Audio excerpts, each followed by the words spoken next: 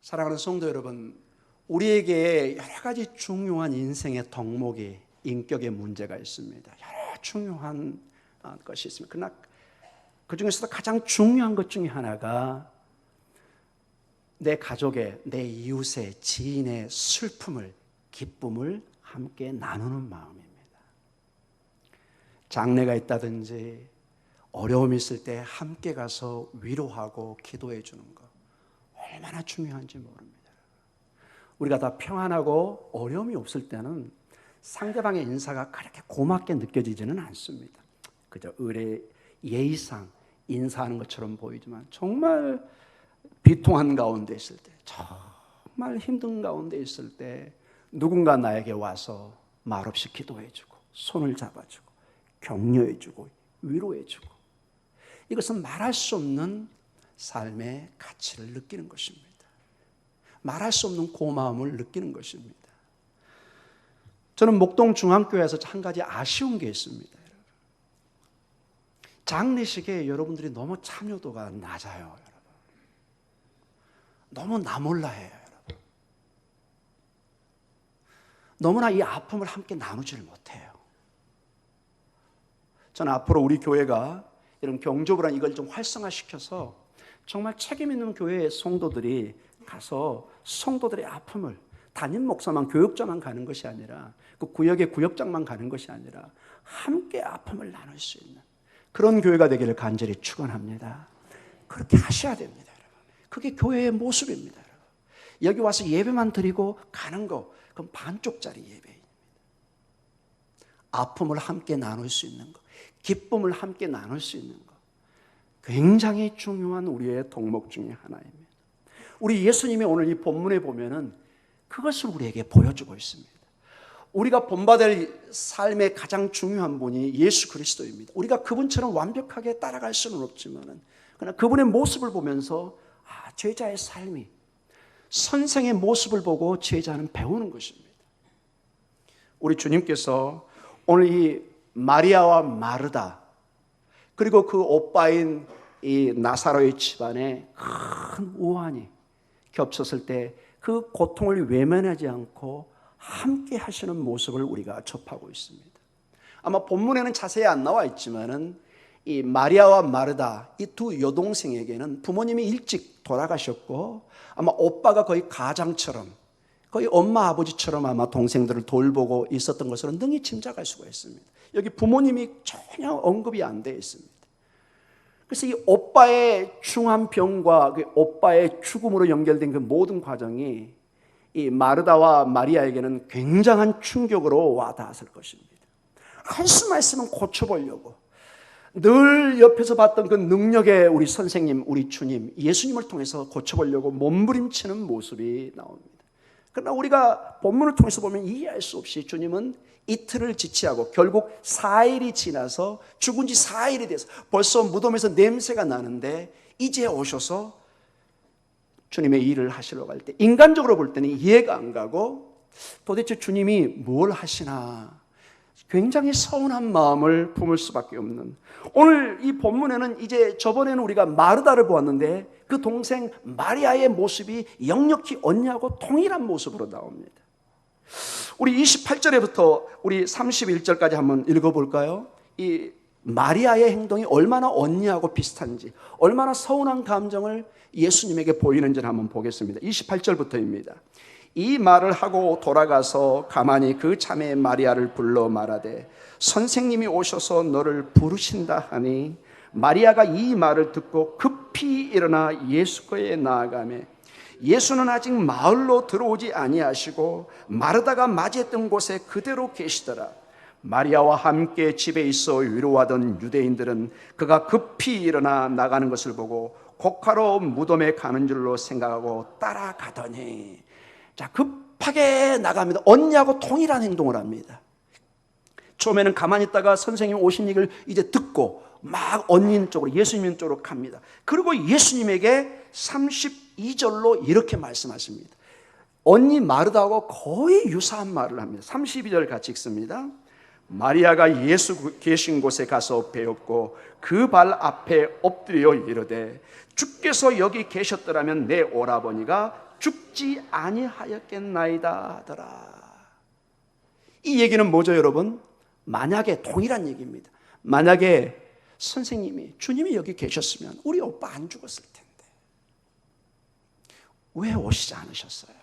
우리가 사람을 미리 보내서 충분히 예수님이 먼저 오셔서 다른 사람 치료하듯이 우리 오빠 손만 얹어도 나을 텐데 왜 그때는 안 오시고 지금 이렇게 사흘이 지난 다음에 오세요?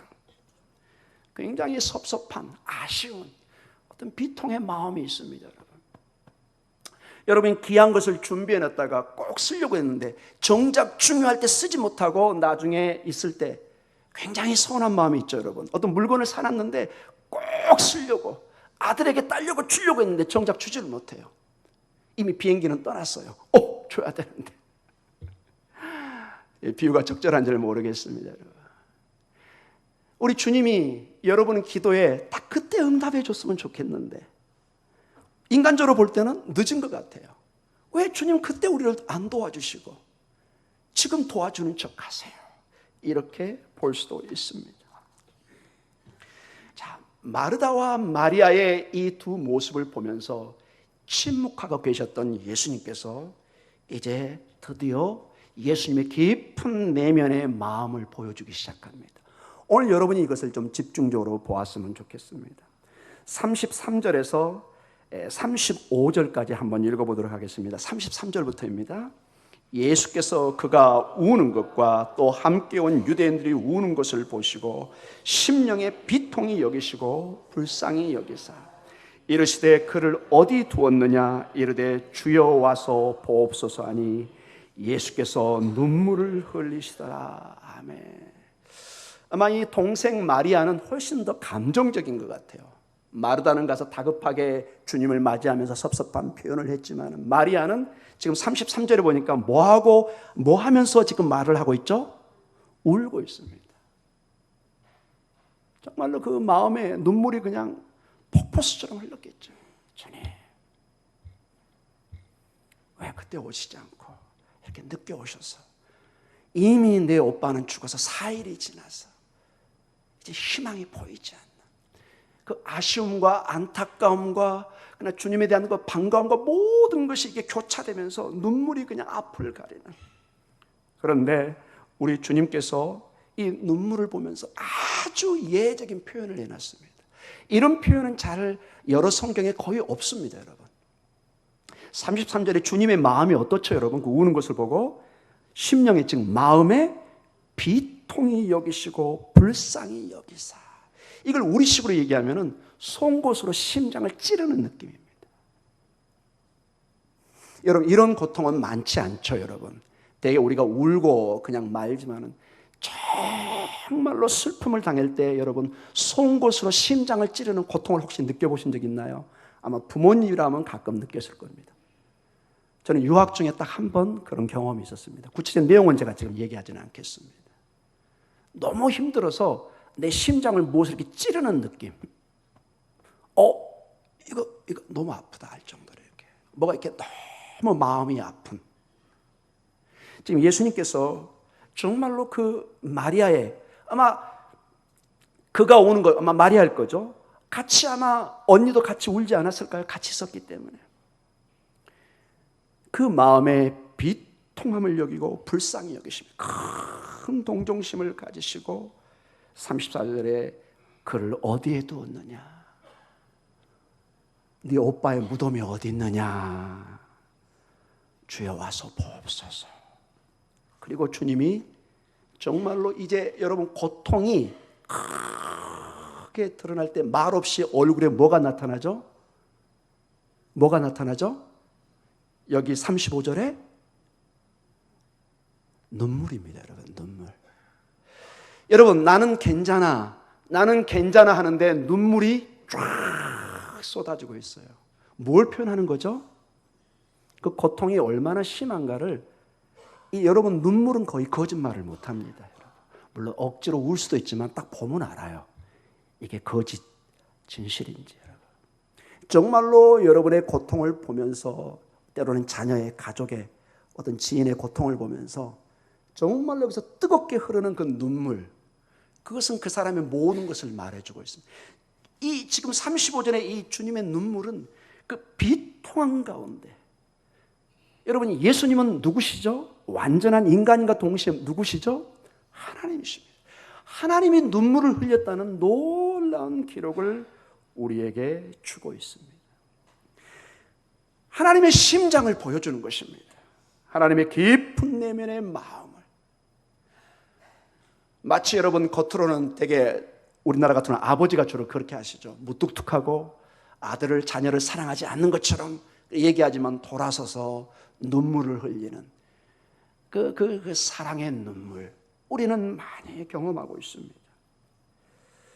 예수님은 태초에 요한복음 1장 시작에 태초에 하나님과 함께 하시고 그 말씀으로 계셨던 그분이 바로 하나님이라고 말씀하고 있습니다. 그 하나님께서 고상하게 하늘에만 계시는 것이 아니라 이 땅에 육신이 되어 우리 안에 거하시면서 우리의 고통을 외면하지 않고 함께 울고 계시다는 것을 여러분 잊지 마시기 바랍니다.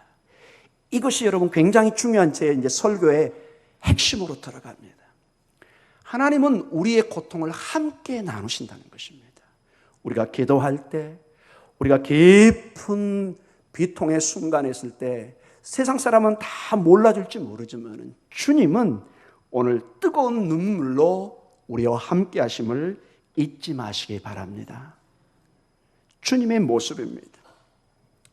주님께서 이 고통을 함께하는 모습은 이 요한복음에 구체적으로 세 군데에 구체적으로 나와 있습니다. 주님의 마음을 아주 세밀하게 표현한, 우리 이미 보았던 요한복음 11장 33절 같이 한번 읽어보도록 하겠습니다. 먼저 첫 번째 33절입니다. 같이 읽습니다.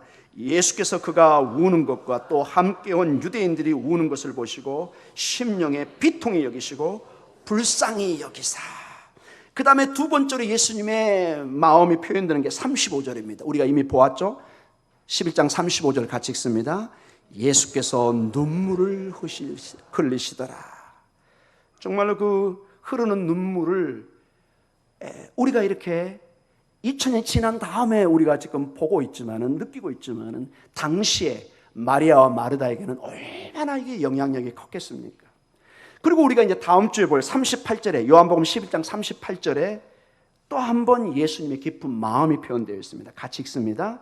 이에 예수께서 다시 속으로 비통히 여기사 무덤에 가시니 무덤이 굴이라 돌로 막았거늘.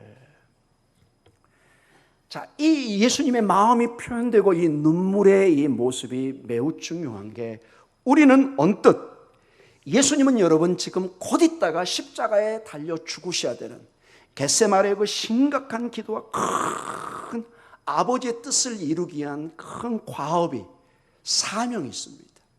여러분 대개 여러분 어떤 중요한 일에 몰두하고 그럴 때는 잔잔한 일에 관심을 갖기가 힘듭니다. 어떤 중요한 사업을 경영할 때 여러분 밤잠을 설쳐가며 어디에 집중할 때 자녀들에게, 때로는 아내들에게 대화를 하지 못할 때가 있는 것을 보게 됩니다. 언뜻 볼 때 예수님은 이 중요한, 정말 얼마나 이 일이 힘들고 어려웠던지, 아버지여 할 수만 있으면 이 잔을 옮겨주시옵소서, 땀방울이 핏방울이 되도록 기도하는 그 사명 가운데 우리 생각에는 그냥 곧장 쭉 십자가를 향해서, 예루살렘을 향해서 가기를 또 그렇게 갈 줄 알았는데, 우리 인생의 슬픔과 아픔을 외면하지 않는, 예수님의 목적은 예루살렘이었지만 베다니에 있는 이 한 가정의 아픔을 외면하지 않고 다가와서 고통을 나누고 울고 계시는 것을 보게 됩니다.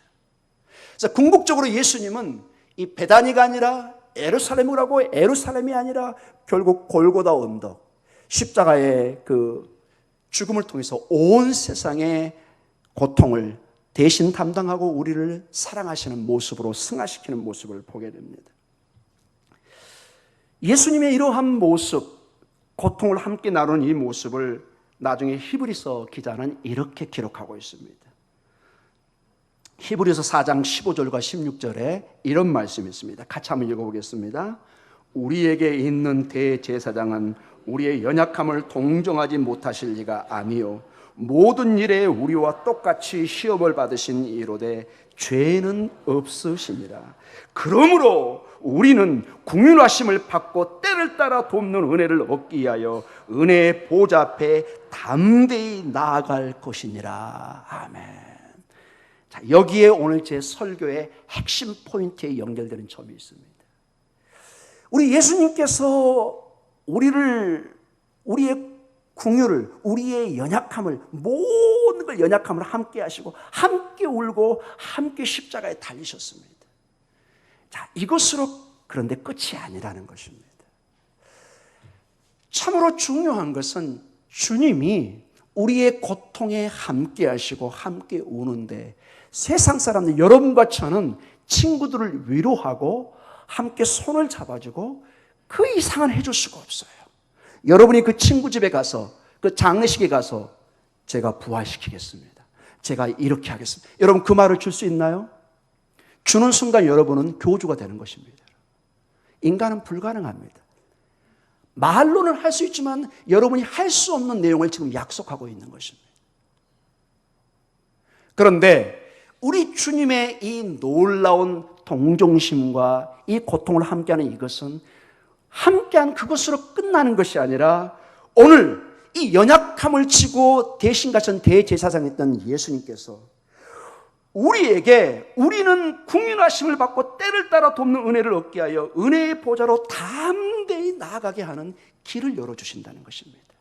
우리의 슬픔을, 우리의 고통을, 우리의 죽음을 하나님의 소망으로, 하나님의 생명으로, 하나님의 부활로 인도할 능력을 우리 주님이 가지고 계시다는 것입니다. 그래서 여러분, 중요한 게 오늘 제 설교의 이제 핵심으로, 여러분 오늘 설교의 제목이 뭐였죠? 주여 와서 보시옵소서. Come and see. 자, 그 말이 34절에 있습니다. 이 말이 어떻게 오늘 제 결론과 연결되는가를 여러분 주목해서 보면서 큰 여러분이 한번 도전을 받기를 원합니다. 34절에 같이 한번 읽어보겠습니다. 이르시되 그를 어디 두었느냐, 이르되 주여 와서 보옵소서 하니. 예수님께서 울다가 이제 묻습니다. 자매들에게, 네 오빠 무덤이 어디 있느냐. 이 말은 뭐죠? 가보겠다는 거잖아요. 그 무덤 쪽으로. 어디 있느냐, 어디에 묻었느냐, 어디 있느냐. 그때 이 자매들의 대답은 뭐죠, 여러분? 34절에 같이 한번 읽어보겠습니다. 주여 와서 보옵소서. 같이 읽습니다. 주여 와서 보옵소서. Lord, come and see. 이게 매우 중요한 주제입니다. 이 마르다와 마리아는 인간적으로 예수님께서 오셔서 치료하는 기회를 놓쳤다고 생각했습니다. 주님께서 어떤 면에서 다시 한번 이제 기회를 주는 것이죠. 네 오빠의 무덤이 어디 있느냐, 어디에 묻었느냐. 이 마리아와 마르다는 뭐라고 그러죠? 주님이 직접 오셔서 뭐 하라고요? 이제를 보시옵소서. 여러분, 이게 중요한 우리의 기도의 자세입니다. 여러분이 어려울 때, 비통한 가운데 있을 때, 슬픔의 가운데 있을 때 가장 중요한 게 뭐냐? 주님을 그 현장으로 초대하시기 바랍니다. 주님, 제가 이렇게 고통 가운데 있습니다. 주님, 제가 이렇게 어려운 가운데 있습니다. 주님 와서 보시옵소서. 여러분, 날마다 이 기도가 필요합니다. 주님, 저는 주님이 저 하늘나라에서 역사한다는 것, 그 수없이 어렸을 때부터 들어왔습니다. 저 이제 그런 거 필요 없습니다. 주님, 오셔서 보시옵소서. 오셔서 만져주시옵소서. 오셔서 치료해 주시옵소서. 구체적으로 기도하라는 것입니다. 매우 중요한 말씀입니다. 여러분, 이 와서 보옵소서, 이 말은 성경에 보면 아주 중요할 때 두 번 이전에 사용된 걸 보게 되면 동일한 말입니다. 여러분, 요한복음 1장 46절에 초기에 제자들을 부를 때 이런 사건이 있었습니다. 1장 46절입니다. 같이 읽습니다. 나다나엘이 이르되 나사렛에서 무슨 선한 것이 날 수 있느냐, 빌립이 와서 이르되 와서 보라 하니라. 아멘. 나다나엘은 나중에 성경을 보면 무화과 나무 밑에서 늘 고민하는 청년이었습니다. 메시아를 기다리고 언제 하나님의 종말이 하나님의 나라가 임할는지를 늘 고민하는. 그런데 소문이 들립니다. 메시아가 왔다는 걸. 그런데 그 출신이 어디라고요? 나사렛. 아이고, 끝났어. 나사렛은 무슨 선한 게 있을까? 빌립이 뭐라고 그러죠? 나다나엘아, 그렇게 헛짐작하지 말고 와서 보아라. 네가 한번 직접 보고 네 눈으로 확인을 해봐라.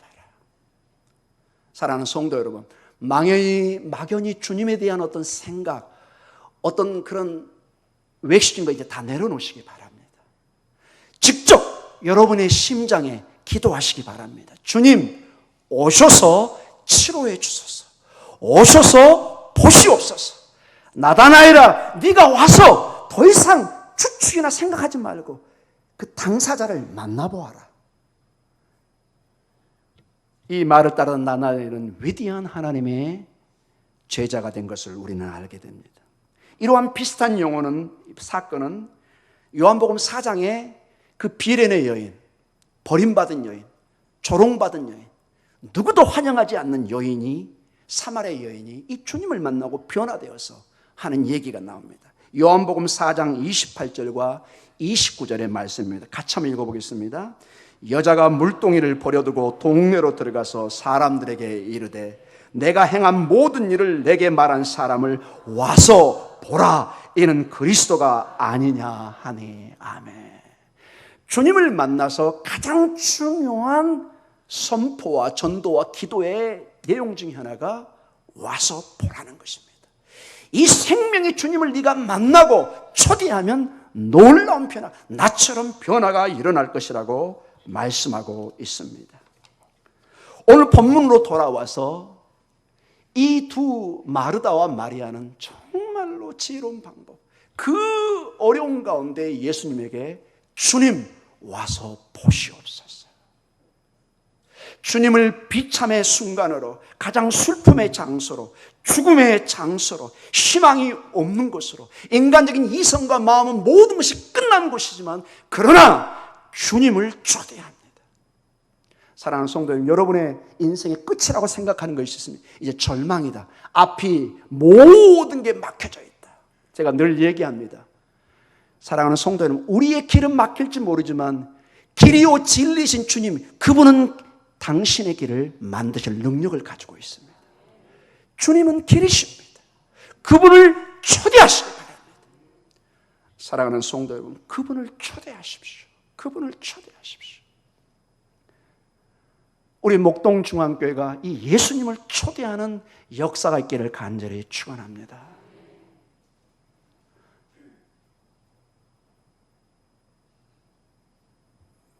저희 교회가 지금 운영규정, 수정 문제, 임직식, 이게 교회의 부흥과 은혜로 나아가야 되는데 설왕설래하는 모습이 보입니다. 서로의 눈치를 보고 바라보고. 여러분, 목동중앙교회가 언제까지 이런 식으로 가야 됩니까? 여러분, 과거의 그 아픔을 여러분 모르고 계십니까? 여러분, 그런 아픔을 되풀이하기 위해서 저 같은 사람을 여기 목사로 청빙하셨습니까? 여러분, 또다시 이웃교회 사람들에게 부끄러움의 손가락질을 받기를 원하십니까? 여러분, 여러분의 인생의 목표가 무엇입니까? 이 교회에서 여러분의 위치를 어떻게 생각하십니까? 여러분, 아까 그 비행기 사건 보셨죠? 그 실화 아닙니까? 여러분, 한순간에 우리 인생이, 155명의 인생이 죽음의 자리로 갈 수도 있습니다. 여러분의 남은 인생을 어떻게 보내기를 원하십니까? 여러분의 인생이 어떻게 평가되기를 원하십니까? 임직을 준비하시는 분들, 정말로 주님을 여러분의 가슴에 초대하고 계십니까? 여러분의 인간적인 방법으로 나아가고 계십니까? 아니면 하나님의 방법을 찾고 계십니까? 정말로 여러분 교회에 임직이 되기 원하면은 새벽에 나와서 기도하십시오. 여러분, 눈물로 기도하세요. 여러분, 기도하지 않고 무슨 여러분 투표를 일을 하기를 원하십니까? 여러분, 얼마나 부끄러운 모습입니까, 여러분? 금식하고 몸부림치세요, 여러분. 하나님이 그 사람을 세울 줄 믿습니다, 여러분. 인간 의지하지 마세요, 여러분. 저 담임 목사로서 여러분 눈치 이런 것은 안 보겠습니다, 여러분. 제가 이런 눈치 보려고 이 교회 담임으로 온 게 아닙니까, 여러분. 더 이상 이 교회를 난파선으로 저는 끌고 가고 싶지는 않습니다, 여러분. 여러분, 이 말씀을 통해서 여러분의 깊은 내면에 주님을 초대하고 기도하셔야 됩니다. 주님이 나를 통해서 무엇을 원하는지, 여러분. 여기 여러분 담임 목사가 되는 거, 여기 장로가 되는 거, 권사가 되는 거, 무엇이 여러분의 인생에 그렇게 중요한 것입니까? 주님이 기뻐하시는 거, 주님이 함께 하시는 거, 주님이 역사하는 거, 그것이 중요한 게 아닙니까, 여러분? 여러분 10년, 20년이면 여러분 죽음의 자리에 설 수도 있습니다, 여러분. 부끄러운 인생, 더 이상 우리의 자손들에게 부끄러운 인생을 보여서는 안 됩니다, 여러분. 이제는 희망으로 나아가야 됩니다. 여러분 10년, 20년이면 대부분이 그렇게 하면 후회하십니다. 내가 그때 그러지 않았어야 되는데, 내가 왜 그때 교회에 이렇게 무리를 일으켰나? 왜 이렇게 어려움을 줬나? 정말로 주님의 뜻을 따르기 원한다면 금식하십시오. 기도하십시오.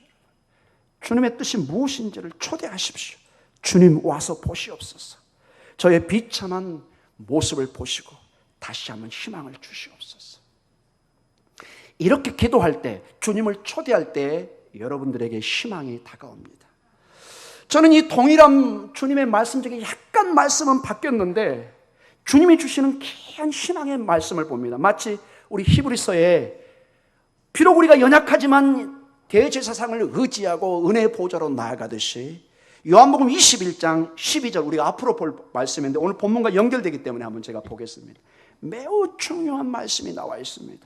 요한복음 21장 12절입니다. 같이 읽겠습니다. 예수께서 이르시되 와서 초반을 먹으라 하시니 제자들이 주님이신 줄 아는 거로 당신이 누구냐 감히 묻는 자가 없더라. 아멘. 자, 21장의 배경은 예수님이 죽으셨다고 생각하고 모든 제자들이 이제 낙심과 절망, 마치 마리아와 마르다처럼 이제 모든 걸 다 접고 예루살렘을 떠나서 자기 고향으로, 갈릴리로 가서 어떤 사람은 농부로, 어떤 사람은 어부로 지금 완전히 자기 원래 모습으로 돌아간 상태입니다.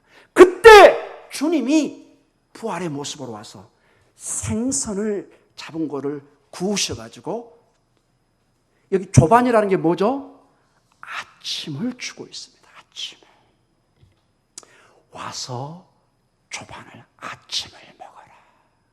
여러분, 아침, 이 아침은 대개 8시, 9시가 아닙니다. 굉장히 이른 6시쯤, 5시쯤 되는 것입니다. 새벽 요명이 될 수 있습니다. 여러분, 주님께서 지금 새로운 새벽 요명의 아침을 먹이시고 있는 것입니다. 새로운 사명을 제자들에게 던지고 있는 것입니다. 새날이 떠오르고 있는 것을 제자들에게 보여주고 있습니다. 새 생명의 세계가 열리고 있는 것을 보여주고 있습니다. 새로운 부활의 세계가 떠오르고 있는 것을 제자들에게 보여주고 있습니다. 그들이 연약한 가운데 있었지만, 마치 마르다와 마리아처럼 죽음의 자리에 있는 것처럼 보이지만, 부활의 주님은 그들을 외면하지 않고 나중에 나사로를 부활시키고 낙심된 제자들에게 가서 초반을 먹입니다. 와서 보고 와서 아침을 먹어라. 나와 함께 부활의 생명을, 새로운 희망의 세계를 함께 가자. 이 제자들이 주의 사명을 힘입고 초대교회를 이렇게 세우고 위대한 교회의 일꾼이 된 것을 여러분은 아실 것입니다. 여러분도 오늘 이 주님을 초대하여서 주의 사명을 다시 받으시기 바랍니다. 주님으로부터 여러분이 사명을 받으셔야 됩니다, 여러분. 여기 담임 목사가 교인들의 인기만을 쫓아가면서 이 사람에게 저 사람에게 때려쳐야 됩니다, 여러분. 그건 목사 아닙니다, 여러분. 여기 임직을 원하시는 분들 주님 앞에 인정받으시기 바랍니다. 주님의 일꾼이 되십시오, 여러분. 그리고 정말로 이 교회의 비전을 향해서 몸부림치십시오, 여러분. 기도해 주셔야죠, 여러분.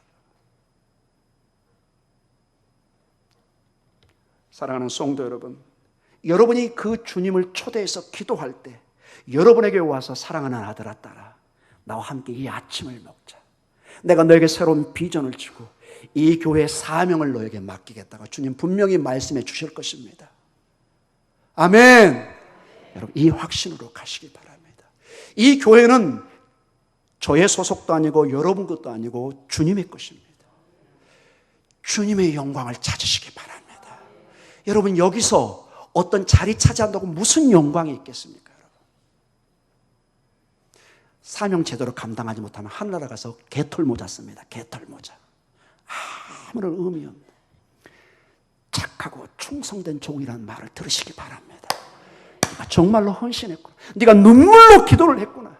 눈물로 성도들의 아픔을 놓고 기도했구나. 저도 그렇게 기도하고 목회를 해야 되고, 우리 임직을 원하시는 분들, 우리 온 성도들도 그렇게 기도하고, 이제 우리 교회는 100년을 향해서 비전으로 나가야 됩니다. 여러분, 우리 교회에서 위대한 하나님의 인물들이 나와야 됩니다. 여러분, 나라가 얼마나 어렵습니까? 여러분, 힘이 약하면 여러분 절대로 열광에 설 수 없습니다. 힘이 약하면 교회는 쓰러집니다. 우리가 기도해서 열심히 사명으로 붙어서 우리의 후손들, 우리의 자녀들이 사명으로 일어날 수 있도록, 우리의 자녀들 가운데 하나님의 위대한 일꾼들이 나올 수 있도록 우리가 기도하고 본을 보일 때 그 가운데 나올 줄 믿습니다. 또다시 우리가 부딪혀서 설왕설래하면 자녀들은 다 교회 떠나버립니다. 여러분, 정말로 여러분 심각하게 생각하셔야 됩니다. 자녀들이 보고 계십니다. 자녀들이 우리를 보고 있습니다. 여러분, 다시 한번 와서 보시옵소서. 주님 저를 도와주시옵소서. 정말로 여러분이 임직을, 교회 일들을 원하시면 기도하시기 바랍니다. 주님이 그 소원을 들어줄 줄 믿습니다. 대신 기도하셔야 됩니다. 주님, 제가 이렇게 연약한데 정말 이런 비전을 가지고 교회에 제가 힘이 되고 싶습니다. 주님 도와주시옵소서. 그 기도를 들어주실 줄 믿습니다. 사랑하는 성도 여러분, 우리는 절망 가운데 어두움 가운데 살아갈 수 있습니다. 이 땅의 모습입니다. 그러나 주님이 함께할 때, 주님을 초대할 때 주님은 반드시 우리를 부활의 세계로, 희망의 세계로, 새로운 하나님의 나라로 우리를 인도해 주실 줄 믿습니다. 그렇게 기도할 때 이 교회에 놀라운 사명의 빛이, 놀라운 희망의 빛이 일어날 줄 믿습니다. 우리 다 같이 기도하겠습니다.